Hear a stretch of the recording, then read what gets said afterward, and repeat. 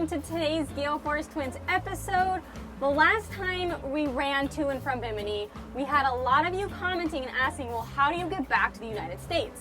So this time we did not run to Bimini, we ran even further. We ran to Chub Cay, which is 150 nautical miles from West Palm, or 170, 180-ish miles. So this video is going to answer that question from last time. How do you get back to the United States? Exactly. And specifically for how to get back, we're going to go over the paperwork you need, because essentially that's really all you need depending on where you're coming from, the Bahamas, Bimini, Chub, wherever in the Bahamas you are. Get back to your home port, and it's the paperwork that's going to matter. My name's Amanda. My name is Emily, and welcome to our channel, Gale Force Twins.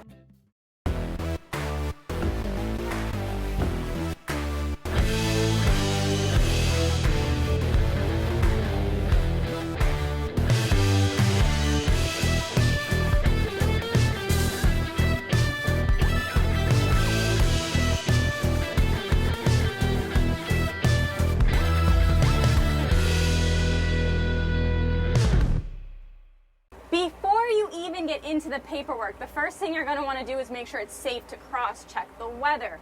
I will link below some weather apps that we use. We check the NOAA weather, we check the Gulfstream. You're going to want to check the Gulfstream. Don't just check the windy apps for your location, for where you're going and where you're coming from. Check the Gulfstream, because the weather in the Gulfstream can be worse. Now, best case scenario is the wind and the Gulfstream are moving in the same direction, because the Gulfstream travels north. So if you have a wind coming from the south, moving with the Gulfstream, that is best. If you have the wind coming from the north against the Gulfstream, that's when you're going to get some seas and chop. The most important places to check the weather is going to be where you're leaving from. So for us, it's Chub Cay. Where you're going to your home port, which for us is West Palm, and then the Gulfstream. So those are the three locations. So we normally like to use the windy app for our current location, the Chub Cay, our home port, Palm Beach, and then the Gulfstream, that middle location, which I will link below the source we use for that. That one we use a completely different website that is based out of the Bahamas on checking the Gulfstream, and Emily did just kind of explain. Best case scenario, you have a south wind, because the Gulfstream travels from south to north, so if the wind is also traveling the same direction as the Gulfstream, you're going to have less chop and calmer seas. Something else I know a lot of people love to do is they love to try and fish on the way home. And I know it's so tempting, it's even tempting for us. But again, when it comes to getting home, first and foremost, safety has to be there. For us today, we are going to be using our radar all day, because there are a lot of pop-up storms this time of year, especially in the afternoon. So we don't want to mess with it. We don't want to take time and stop and fish, or really stop for anything at all. We just want to go straight home, avoid any storms that we can. Now, the one piece of paperwork that you do need, that you ideally got before you even left the States, is your user decal, which is for customs and border protection. Now, if you forgot to get it and you're in the Bahamas, it's okay. You can purchase it online while you're in the Bahamas, and you can use your payment tracking number as your decal. So I'll go ahead and link where to get that decal, because that's basically the really one piece of paper you need when you're going back home. Once you get to the States, you're going to want to have the CBP Roam app downloaded.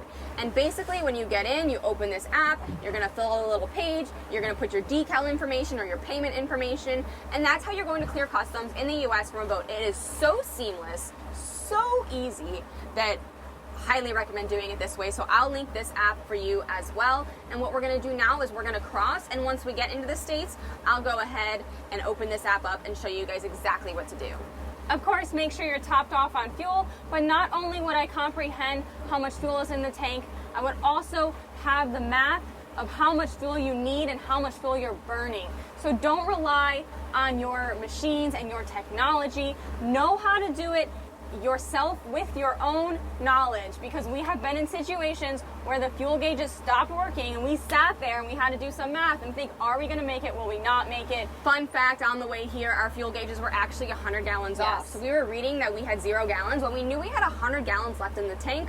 Thankfully, we could trust our math. We knew we were right. We made it, and basically once we got here and we topped off on fuel, we did learn that yes, we were correct. There was 100 gallons left in the tank and our gauges were off. Yes.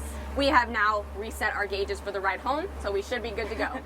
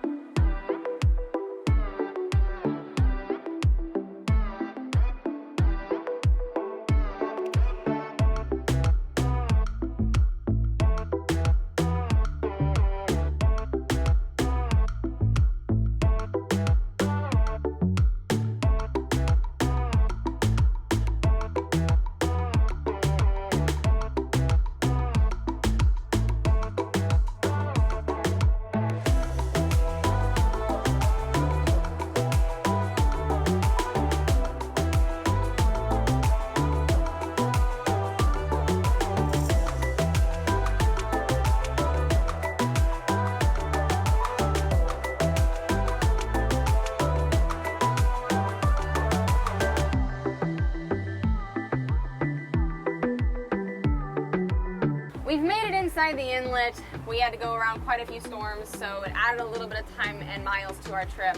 But we still ended up, Emily, open up the trip intel.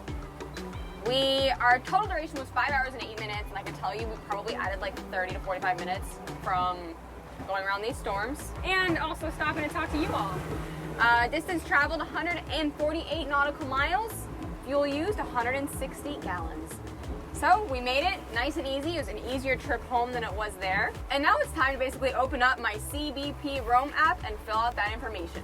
Of course, it does help to have an account made before you get to port, so just maybe make your account ahead of time and kind of just check it out. But it's super easy. All I'm gonna do is report an arrival, and I add a mode of travel. For us, that mode of travel is going to be pleasure boat today. And then we just add all of our boat information. And now we wait. Our status is pending. At this point, we basically wait for a video interview or confirmation. Last time we did this, we had a video interview. Now that we have global entry today, though, I'd be curious to see if we just get confirmation. So we will find out. All right, we did not need a video interview this time, and I think that is because we have global entry this time. Yay, how exciting. Guys, we hope this was helpful for you. We're gonna link all the information so you don't have to look this up. Don't worry, we've got you covered. Details in description box. In the meantime, we want you to get out there, have fun, and stay safe.